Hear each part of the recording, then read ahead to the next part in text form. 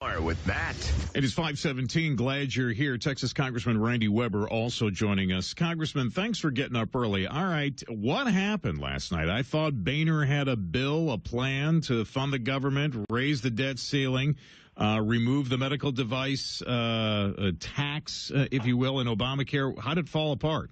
Well, the simple answer is, Matt, there were enough of us who said we will not vote for that, because it did not go far enough to defund Obamacare. And what we were going to wind up doing was actually funding the government at the levels that the Democrats wanted. Now, I get that they didn't want sequestration, but they didn't want to touch Obamacare. So we were getting a little bit of fluff on the side, if you will, aimed at Obamacare to reopen the government and to fund, to pass a continuing resolution to January the 15th. I told them there was no way I was going to vote for it. So, Congressman, did that. And I understand, but here we go. We go back to the Senate. You know they're not going to put anything in a bill that is going to satisfy the most conservative members of the House. So it looks as though the government doesn't get funded and the debt ceiling doesn't get raised. Are you ready to take that political hit? Obviously, the American people are not going to be happy. Well, I think what people are going to come to the conclusion, Matt, is, number one, the president has refused to negotiate for 1 month. Harry Reid has done the same thing. They've tabled every bill that we've sent over there, basically, with a couple of exceptions. We've gotten to a crossroads in American history. The president has used terms like we want a ransom for doing our job. We're holding a gun to the Congress or the American people's heads, trying to put all the blame on us. But you don't hear him say anything about the $17 trillion debt. And I think there's enough of us who say, look, let's have this out right now. We've gone this far. Obamacare is fixing to kick in. It'll be one of the hugest, if not the hugest, entitlement program in history. All right. And let's have it out. And let me do this. Let me have you hang on real quick through traffic and weather. I want to ask what you expect today in the Senate. Texas Congressman Randy Weber joining us this morning. All right, let's check traffic with Double D. What do you see out there, my friend? Well, they are taking down roadwork 290 inbound right over Telge, so they're pulled up the last of the barrels there. Still one right lane blocked for a short stretch. Not seeing any delays as of yet. 25 minutes to make your way from the Grand Parkway into 610. But the roadwork on 45 north that we thought they were taking down is still there. Northbound Spring-Stubner, a couple of right lanes, and now they're saying it probably won't come down until 6 o'clock. But right now, 45 still looks good both directions. 30 minutes, Woodlands Parkway to downtown. The rest of your freeways, quiet as well. Traffic and weather together every 10 minutes. I'm Darby Douglas in the KTRH. GulfCoastWindows.com, 24-hour traffic center. Thank you, Darby. KTRH Modia Home Theater 24-hour weather center. Today and tonight, showers and thunderstorms. Mid-70s for highs, upper 50s for lows. 71 at your official severe weather station. News Radio 740. 24-hour radar weather. KTRH.com.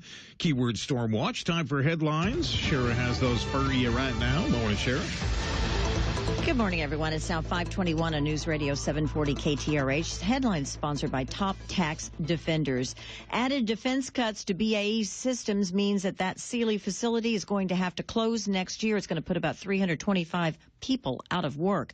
The death toll from yesterday's 7.2 magnitude quake in the Philippines now up to 144. More on these stories at KTRH.com and coming up at the bottom of the hour.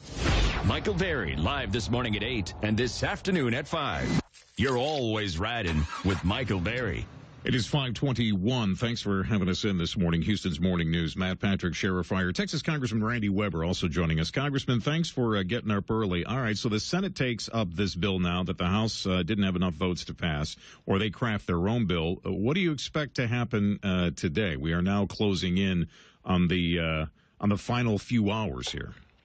Well, time will tell. I haven't seen the bill yet. Of course, as you already said, I got up early, stayed up late last night and got up early this morning.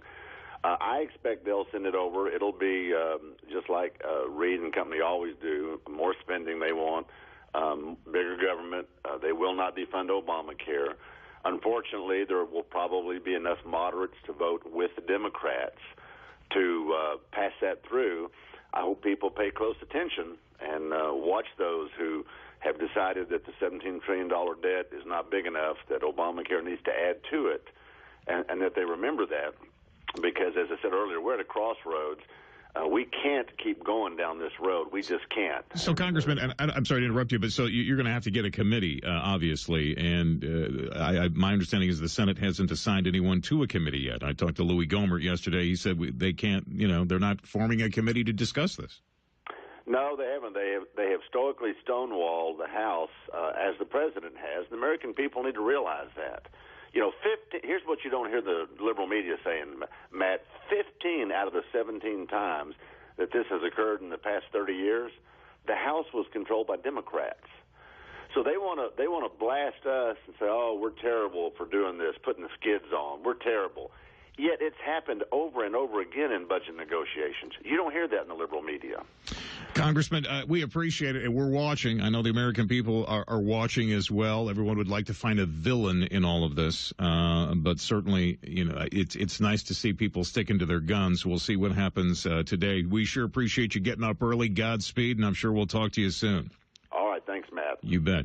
Texas Congressman Randy Weber joining us here this morning. What a mess. It now goes back to the Senate. We'll see what they come up with.